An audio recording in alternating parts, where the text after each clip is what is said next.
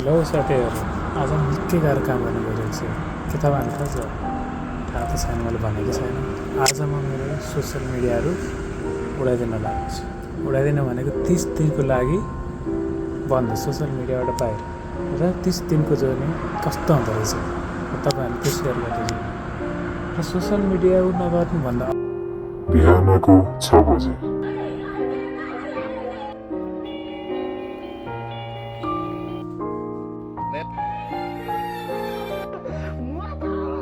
टोयलेटमा हुँदाखेरि,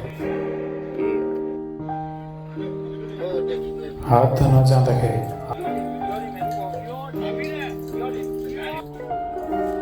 फौरी का सबसे बड़ा सपना क्या होता है? तुम्हें पता था मुन्ना हमारे लड़के खाना पकाउँदाखेरि,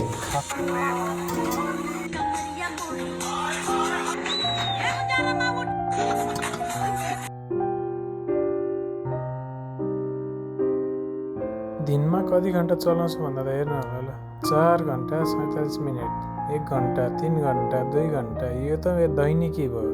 एभरेजमा त 5 घन्टा, 6 घन्टा, 7 घन्टा। त्यो निस्किने नै अब ल्यापटपको त काउन्टै गरिएको छैन, नोटिफिकेसन त्यही भयो। ल अब हिसाब गरौँ, हामीले जस्तै दिन 5 घन्टै एभरेजमा चलायौँ भने पनि 1 महिनामा कति हुने रहेछ? 150 घन्टा चलाउँदो रहेछ। र यसलाई नै हामीले 1 वर्षको हिसाब गऱ्यो भने 1800 घन्टा। 1800 घन्टा भनेपछि हामीले लगभग कति दिन बिताउँदो रहेछ त हेरौँ त। 75 दिन। 75 दिन 1 वर्षमा भने चाहिँ हामी लगभग 40 कतिको हिसाब गरौँ, 30 वर्ष भयो। 30 वर्षमा 2250 दिन जान्छ हाम्रो। 2250 दिन भने कति वर्ष हुँदो रहेछ त भनेको 6 वर्ष। 6 वर्ष बर्बाद गर्नुभन्दा राम्रो त बरु फेसबुक उडाइदिउँ। हाम्रो सोसियल मिडिया उडाउँदा फाइदा छ।